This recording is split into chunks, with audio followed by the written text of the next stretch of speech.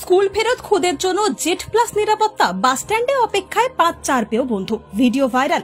School ছুটির পর বাস থেকে নামছে একটা ছোট্ট মেয়ে, ঠিক তখনই তাকে ঘিরে ধরে 5 জন অনন্য সাথী।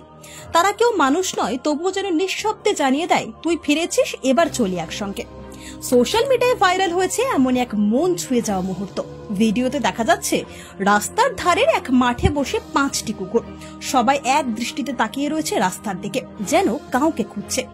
কিছুক্ষণ পর একটি স্কুল বাস ঢুকতেই সকলে একসঙ্গে ছুটে যায় সেই দিকে। বাস থেকে নামে একটি বাচ্চা মেয়ে, স্কুল ইউনিফর্ম পরা। মুহূর্তেই তাকে ঘিরে ধরে কুকুরগুলো। তারা যেন অদৃশ্য কোনো নির্দেশ পেয়েছে, এই মেয়েটিকে নিরাপত্তায় রাখতে হবে। তারপর মেয়েটির সঙ্গে খেলা করতে করতে গ্রামের ভেতরের পথে এগিয়ে যায় তারা সবাই মিলে। এই হৃদয় ছোঁয়া দৃশ্য মন জয় করে নিয়েছে নেটিজেনদের।